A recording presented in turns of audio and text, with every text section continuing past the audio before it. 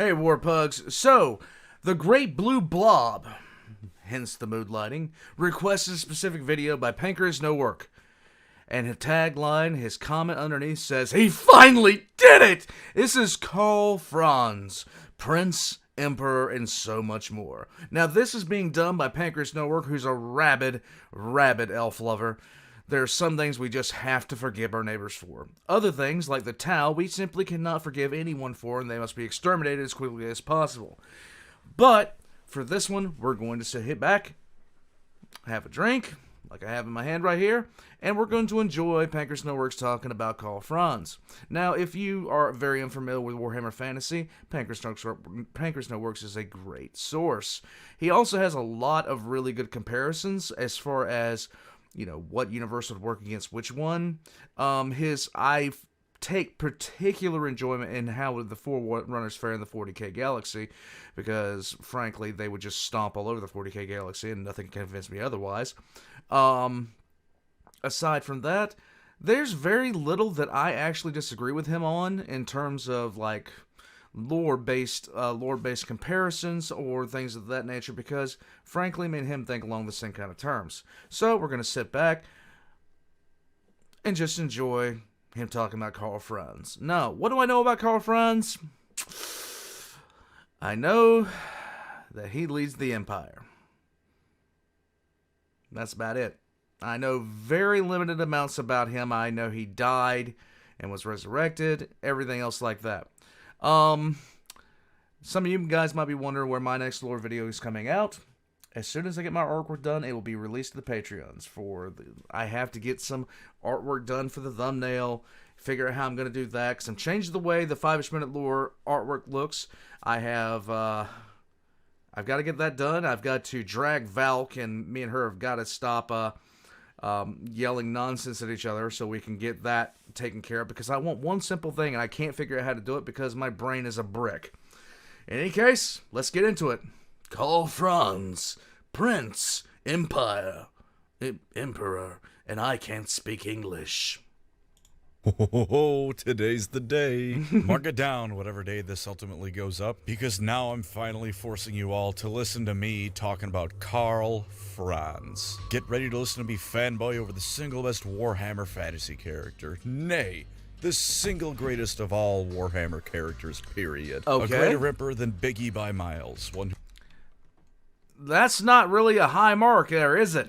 whose charisma, intellect, bravery, and sheer force of will is all that keeps his realm from collapsing. If you think I'm going to give you an objective or reasonable point of view on this character, then you clearly haven't been a fan of this channel for long. Hey. This man is my idol, my hero, my daddy, my favorite Warhammer character. Let's go on a journey and discuss the greatest of them all. Ultramarines be damned. I am Karl Franz, and I was born into this world, just like you. Yes. Karl Franz Holzwig Schleistein was the son of Emperor Luitpold I. If you don't mind me giving him the full credit he is due, he is also known as Karl Franz I, Protector of the Empire, Defier of the Dark, Emperor of the South, Emperor himself, Son of Emperors, Prince and Emperor, Elector Count of Reichland, Wielder of Galmaraz, Bearer of the Reichland Runefang, Son of Sigmar, the greatest statesman of the Old World, Rider of Deathclaw, and the greatest Emperor of the Warhammer universes. That's a lot of titles, bruh.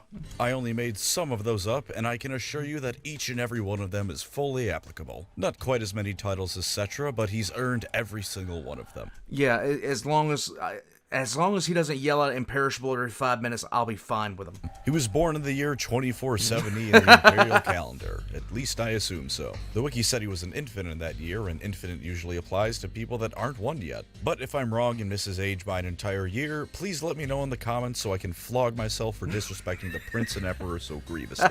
Early in his infant life, signs already showed that he was destined for greatness. Now usually in a fantasy setting, this would manifest as a glowing aura around him, or a birthmark of his god, much like Valton was born with. For Karl Franz, it manifested by his father and guard being ambushed by beastmen in the forest. That's always a good sign. Cut down as 3 Gorgons showed up despite their efforts, but a hail of arrows by the Wood Elves ensured Emperor and son survived. You might be thinking they just got lucky, but come on now. The Wood Elves could give less of a shit if some random humans died of the beastmen. With the Empire's burgeoning industry and the Wood Elves being well, what What else? else? They'd probably welcome it. And yet they saved Franz, so they must have known this man was going to turn out to be something special. In fact, one of the Wood Elves even outright ignored the Emperor's thanks, looked Karl Franz square on, and called them the young Emperor before leaving. The signs pointing towards Karl's future greatness are neon bright and flashing like a police siren. His childhood beyond that is relatively unremarkable for a young noble, educated on courtly manners, politics, and all that fun Game of Thrones stuff. Interestingly enough, however, he did not want to be the Emperor. He saw how the position had been so taxing on his father and didn't want to go through such a thing. He also rather humbly just didn't think he was up to the challenge. But either way, his education must have been absolutely phenomenal because he would become one hell of a statesman in later life. Of course, the tale of his glory truly begins when he was elected to be the Emperor. And believe it or not, the best place to look for information on that is a short story written under the Total Warhammer flag. It's not entirely accurate to the original telling of his ascension to the Emperor, but truth be told, I prefer this version. It's a free PDF online and an enjoyable read, so go check it out. You got nothing to lose. It starts with that aforementioned Beastman raid I was talking about earlier, and some poor innkeeper demands that they all get the hell out of his place of business before a Reichsguard member just manhandles him and throws the guy down the stairs. That probably wasn't the intention, but I laughed really hard at that. I would too. Anyways, election, year 2502. Aside from Boris Todbringer talking smack to his face, because of course he was, Karl, as the Prince of Reichland, was in the running to become Emperor. A week after his father's funeral, it was time to suck it up and get to politicking, because there ain't no rest for the wicked, or the elector counts, as it were. As I said earlier, Karl didn't want the position, and let it be known that much like many of the other electors, he considered himself too young to become the Emperor anyways. That being said, the initial round of voting didn't allow Todbringer a victory. 10 votes are needed to become Emperor, and between him getting 8, Karl getting 4, and 3 guys abstaining for whatever reason, the votes were a bit muddled. So he verbally murdered Boris and then went to go kill some goblins. Karl Franz then proceeds to leap on top of an Arachnarok spider, decapitate a goblin shaman, and then slaughter the Arachnarok in one fell swoop. This man is 32 years old at this point. I'm 24 and my body already starts to creak if I stand up too quickly. Holy shit, Karl. And his... Yeah, that's pretty extreme. I just gotta say it, that's pretty extreme. Let's go. assassin also killed him, but then the Green Knight of Bretonnia saved his life. You might think I'll complain about Bretonians getting any amount of limelight, but old Giles Le Breton over here is the only Bretonian I think worthy of any respect, so it's cool. It helps that he's dead, and the only good Bretonian is a dead Bretonian. Don't worry, I didn't repeat that joke from another video, because that sentence wasn't a joke. Greeny tells him to... Facts are facts.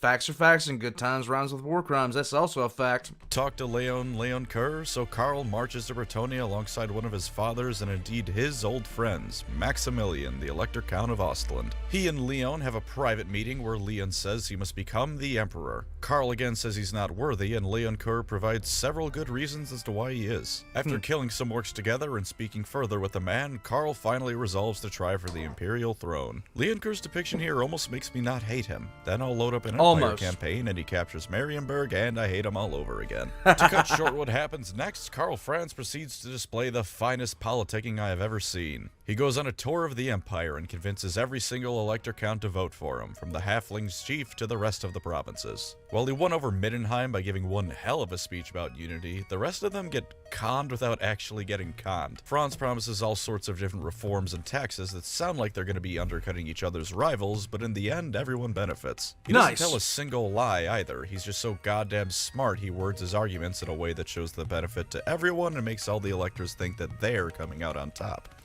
And that's the best way to do things, honestly. Yeah, you don't lie, you tell the truth, but you let them fall victim to their own biases, anyhow. So one of the Elector Counts headbutts someone to death, which is entertaining, if nothing else. The election commences, and Karl wins all but one vote. Maximilian is revealed to not have voted for him, and then when Karl bashes his head in with Gal Maraz, it's revealed that, oh shit, Maximilian was a Zinch demon. Oh, Get lovely. bonked, you moron. Turns out the actual Maximilian has been dead for some amount of time. So now Karl's the Emperor. The vampires are getting ready to reveal themselves again. Norskin raiders are getting ready to sack Nordland for the 11th time that week. And Archaon is going to start doing his thing soon. Yes. Good luck, bud. Well, thankfully, our hero didn't need anything like luck. The Celestial College foresaw where the Norskins were going to attack, and sure enough, before they could even reach land, they were obliterated by cannon fire. Nice. The few who did make landfall were impaled on spears and halberds, and Franz himself led the final charge that broke them. Since then, Karl continued his record of ass-kicking. He led a charge against Bretonnian knights in the same year he was elected and smashed them flat, which aside from being further proof of Bretonnian inferiority, is really funny with the the context of that Total Warhammer novel. Karl, you Lovely. have to be king. Also, I'm invading your lands now. He fought Greenskins and won, and he one-shot a Chaos Champion with Gal Maraz. He may not be the best warrior in the world, but he doesn't seem to have gotten that memo. Much Yeah, it's always best if you don't know that if you're already decent. the same as during his infancy, he was also once again assaulted by beastmen, but saved by wood elves. He had asked them for aid, and they granted it, showing once again how kick-ass he is at politics that he got the wood elves to agree to help anyone. He was actually Right. fighting this time on account of not being 2 months old, but a Cygor knocked him off his horse with a big old boulder. Yeah, that'll do anyone in. Only this time, instead of just anyone saving him, it was Orion. You know, the incarnation of one of the elven gods. Lovely. Karl Franz has the gods themselves on his side, and don't think that's going away anytime soon. Anyways, yeah, Karl got bailed out by the Wood Elves once again. Orion did send him a gift, though. A griffin egg, one that would go on to become his trusty mount Deathclaw. After Nice. that, he went on to kick more ass, like at Blackfire Pass. The same Blackfire Pass that Sigmar once routed the orcs and formed an alliance with the dwarves with. Kind of an important place in Warhammer Fantasy Little bit. history. Only this time, Karl didn't have any dwarven help. Wave after wave of orcs charged the Imperial lines, and at first it went pretty well for the Empire. They just kind of pointed their guns forward and let it rip. But then a horde of boar-riding orcs smashed into the left flank, and things started going south. Deathclaw was wounded earlier during a battle between Karl and a giant, which Franzy Boy soloed, by the way, so he was left footslogging it. Marius Leitdorf, the guy in charge of Averland who headbutted someone to death earlier before complaining about his milk having blood in it, managed to kill the boar the orc warlord was riding on. The orc, understandably perhaps, was not the biggest fan of this, and crushed his throat. Yeah, that's typically how orcs show their displeasure. That is typically how they will do it, either by crushing a throat, a skull, or a torso. It really just depends on what they can get their hands on first. Marius Leitdorf is now dead. Rest in pieces, you mad bastard. May you hunt down all the halflings you can in Moore's Garden. Yeah, Marius Leitdorf hunted halflings for sport. Fun fact for you. Now why? it's up to Karl and the tattered remnants of the Imperial Army. And you know what? I'll just spoil something for you now. There's no Wood Elves coming to save him this time. There's no dwarfs, there's no High Elves, not even Deathclaw. Just Karl Franz, what's left of his army, and a whole lot of orcs. Naturally, this meant absolutely nothing for him, because he had unlocked the part of his skill tree where he becomes unbreakable and his leadership never lowers. He engaged the orc leader in a duel, and the entire battlefield stopped to watch them. And for reference, this all happened in the middle of a massive cavalry charge. This duel was so badass that the orcs went, "I'm taking a break from fighting to watch it go down." And sure enough, Franz put up a hell of a fight, but was being slowly worn down by the orc's strength. He sent up a prayer to Sigmar, and Sigmar must have been feeling nostalgic that day because it was answered. Covered in a golden aura, Franz's injuries were entirely healed, and Lovely. his weariness done away with. It doesn't specifically say he turned into a warrior prophesized by legend, but I'm showing Goku on screen right now anyway, so enjoy the mental image of Karl Franz, the legendary Super Saiyan. He screamed out Unberogans, the tribe Sigmar hailed from, and for just a moment, the orc warlord was struck with fear as visions of Sigmar himself rampaging through the same field as he did 2,000 years ago filled the mind of him and his entire army. And then Karl Franz brought Galmaraz straight down onto his skull. It bears mentioning that the name of the Warhammer translates to Skull Splitter. How fitting. The name fits. And apparently the hammer does too. With this, the orc horde was routed by fear, and Karl's name was spoken with even more pride throughout the Empire than it already was. Unless your name is Marcus Kruber. Then you bitch about how the Emperor keeps stealing your hats and raising taxes to buy more hats with. There's a few more things to fear. Oh my god. So, Karl Franz is a badass. I had a feeling he was a badass. I just didn't know. So apparently, judging by what's said down there, this is all pre-End Times lore. Guys, I will never forgive them for what they did as far as Warhammer Fantasy went, because everybody was talking about how bad the End Times were. I hope they don't do that to 40k. It would kill me inside if they did something like that to 40k. That being said, let's move on. Are worth mentioning, but I couldn't figure out how to chronologically place them without killing the pace of the video, so here's a lightning round of fun facts. He reorganized the Empire and reinstated several provinces, such as Hawkland and Ostermark. Okay. Yeah, he created the Empire as it stands in Total Warhammer. Shame Festus keeps spreading gonorrhea across his hard work, though. Can't say I'm a fan. One time a necromancer? Evil spirit thing?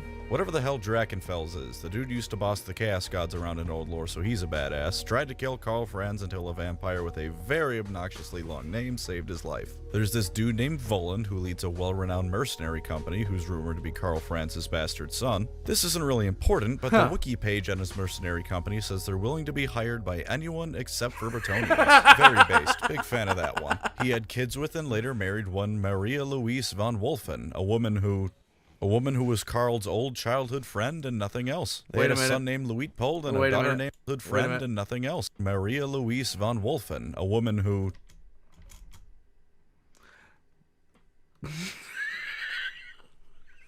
Oh, god damn. No! A woman who was Karl's old childhood friend and nothing else.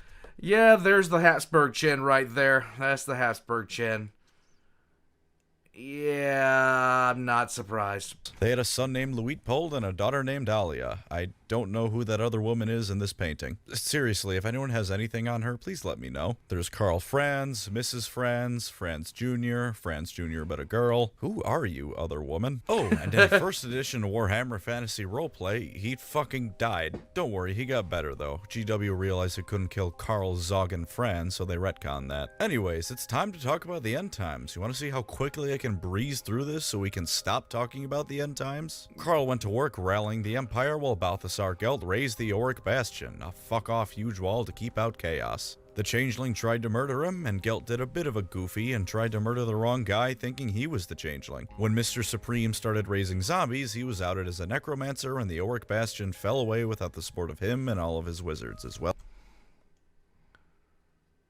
That's stupid. As Imperial priests. So now Karl was stuck in the same situation he is in Warhammer 3, surrounded by idiots and everyone's gunning for him. Nurgle was apparently the star of the end times aside from Archaon, so after his forces killed Leoncoeur, they moved on to Karl Franz and Altdorf. The Glotkin, you know, that really fat bastard model with the two other dudes on top, were giving Karl the business in this capital city. So while Karl did all sorts of badass things like survive a several hundred feet fall after getting knocked off Deathclaw, he was slain by the Nurgle worshipping brothers. Of course, the Glotkin apparently turned their brains off that day and left them dying on the altar of Sigmar. You know, one of the few gods left actively opposing and threatening chaos. Karl figured if it worked once, he might as well try again and called to Sigmar for aid. Sigmar once again said, "Bet assholes," and empowered Karl Franz with the magical wind of heaven. Shortly afterwards, the Glotkin brothers were little more than a trio of flies in a jar in Nurgle's garden. I'm being serious, Nurgle put them in a cum jar for failing to take over Altdorf. Then Karl Franz purged Altdorf of chaos and went to work with his newfound power, sassing Vlad von Karstein and all sorts of other cool things. Except actually, I'm lying to you, because despite GW writing in lore where Karl says he doesn't know what's empowering him, it's actually revealed later it was Sigmar in his body the entire time. Karl Franz died in Altdorf. Why no, the end times weren't being written as they were going along. The end times were a respectful send-off to Warhammer Fantasy, the original setting that put Games Workshop on the market. Thank God for Total Warhammer. Genuinely, it has done more towards bringing Warhammer to the mainstream eye than anything GW has ever done. I mean, the Immortal Empires trailer alone looks like GW dropped the Horus Heresy trailer and then Creative Assembly said to hold my beer. Warhammer Fantasy isn't profitable. Kiss the sugar-free as part of my ass. I should probably move on. The Warhammer fantasy world just took such a huge hit during the end times thing. It just blows my mind.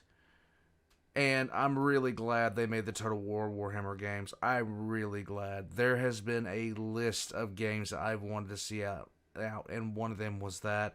So when I first heard that was coming out, I bought that day of release.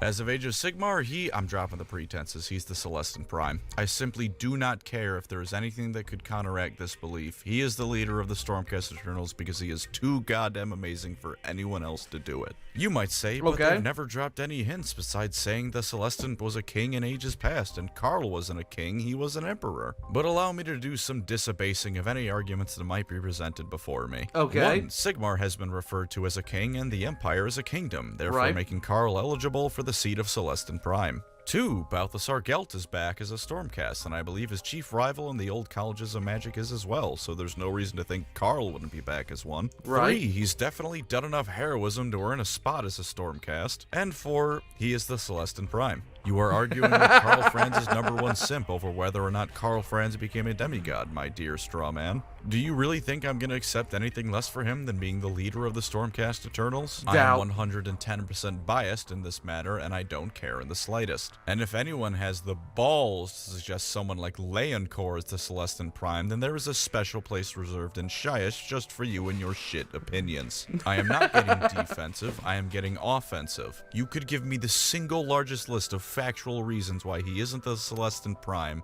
and I will look through it and proceed to ignore it. Anyways, there you go. Now that we've looked through his lore, I think... Do what you gotta do.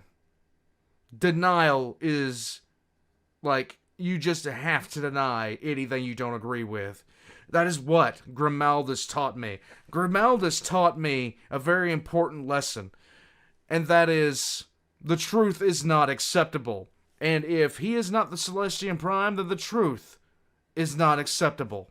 Now's a good time to compare him to what I believe is his closest counterpart in 40k, Gilliman. Here's your March for Macrogg for the month, everyone. Both are unrivaled statesmen, both are in charge of an empire that is going through some stuff to say the very least, and both of them, while not being the absolute best warriors in their respective universes, can put the hurt on anyone who tries to take them on. They're champions of their respective gods and indeed have the favor of each of them, and they generally try the diplomatic route before breaking out the beatsticks. Okay. And as of Godblight, they've even both been directly empowered by their gods. Now, as you should be aware of, I like Karl Franz. I love Karl Franz. I'm not saying I worship him or anything, I'm just saying that if he was real, I'd throw myself in front of a moving train at the slightest nod of his head. But perhaps an explanation is due. Why do I love Franzy Boy so damn much? Well, let's start with something we can all agree on. Every voice line he has is perfect. I can't say it's like music to my ears, because when I click on him in the campaign map and he says, "Summon the Elector Counts," it fills my brain with more dopamine than any song ever has. Shout out to Peter DeJersey for giving the best vocal performance there's ever been. But as for Karl himself, and that's him with a capital H by the way, there's many reasons still. 1. I like Warhammer characters who have something resembling common sense. I enjoy the settings being so incredibly filled with the absolute biggest morons you could find, don't get me wrong, like the Death Watch who stopped any ad being properly born because Xeno bad regardless of any benefits it would have brought. More like the Based Watch, fellas. But that also means that when someone comes around with a decent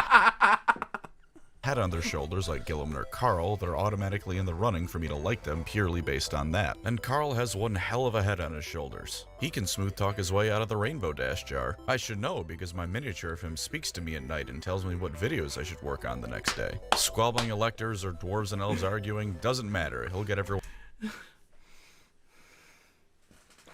Dominic's the one that tells me what to do. One talking to each other. And yet, like I said, he's not a con man. He's something that's rarer than all the gold, diamonds, and out-of-production Warhammer minis on the planet. An honest politician working with your best interests in mind. He works with all sorts of different people in the Empire. The cults of Ulrich and Sigmar, as well as other religions, representatives from the common man, other nobles. And once again, it doesn't matter if you're a human, an elf, a dwarf, or an ogre. Whatever you are, if you're willing to sit down and hash things out, Karl Franz can make things work. And if you aren't willing to make things work, Karl Franz is going to put Gal Maraz to work. He's a warrior extraordinaire, and while not the best combatant with the absolute best armor, he can fight alongside the best of them and pull his weight. If there's a battle that requires his attention, the only reason he won't be at the head of a Reiksguard charge is because he's already flying above on Deathclaw fighting something else. He's a brilliant commander as well, which is another thing that makes him stand above the average beatstick character in Warhammer. And yet to counteract that, he's not a complete and utter Mary Sue. As you've seen by now, he's lost his fair share of battles, and things don't always go right for him. And not everyone even likes him. Boris Todbringer calls him an upstart child, but he picks himself back up and gets back at it. There's no massive temper tantrum because he got his ass handed to him. He accepts that he lost, plans accordingly for the future, and gets back out there. And of course...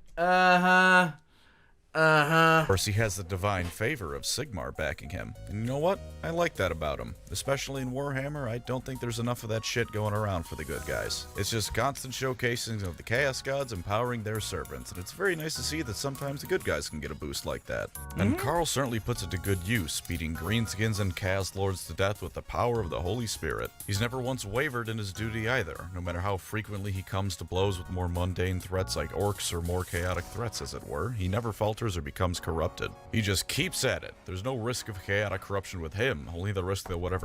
Is she riding a polar bear? Just a general question, is that person riding a polar bear? There is so much wrong with that.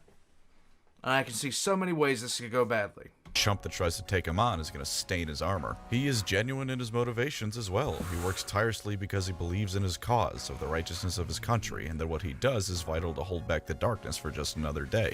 He doesn't hate half of his empire because of half the people in it being idiots. He cherishes his country. And while he's admitted in Total Warhammer and elsewhere he's done some dark things, he does it out of a genuine desire to improve the world and because it's all he can see working. I'm repeating myself a bit between this and the Empire Do or Don't, but it's doubly applicable with Franz. Perhaps the biggest reason of all, he does all of this without being some kind of superhuman demigod or anything like that. While Sigmar has blessed him in the past, like I've said, that was more of a temporary power boost than anything else. Otherwise, he's just an ordinary man called to greatness, doing his best to survive in the fustercluck of a world that is Warhammer fantasy. Wielding nothing but faith, steel, and gunpowder, he fights to survive and keep his nation alive with nothing but sheer willpower and grit. And finally, the real reason that's actually beyond all other things. Look at that jawline, oh my god. This man is handsome beyond compare. I'm sure you've all seen the meme, this is peak male form and then it's something stupid. Well, this is peak human form. A perfect world is a world filled with nothing but Karl Franzes as far as the eye can see. Anyways, do or don't Karl Franz. Do.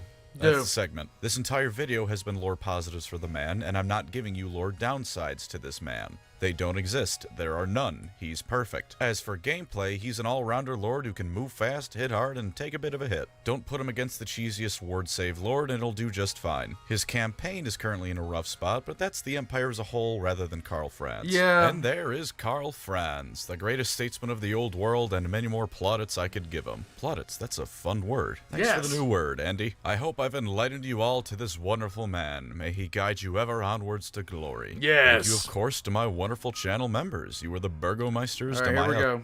Karl Franz, Karl Franz, Karl Franz, Karl Franz, Karl Franz, Karl Franz, Karl Franz, Karl Franz, Karl Franz, Karl Franz, Karl Franz, Karl Franz. That is the first video I've ever watched about Karl Franz. Flat out. That is the first video I've ever watched about Karl Franz. And I think I see the next video that I'm going to be seeing in the request line. And I am fully under the awareness that I'm not going to agree with him about Eldrad Uthran. Eldrad Uthran is he's on the list of my most hated characters in 40k. I hate him. Guys, so Karl Franz, didn't know much about him before, know about him now. And I'm glad to know that jawline exists. Very much so. I can kind of relate to, and the great thing about it is this backstory of him is actually relatable. It's very relatable.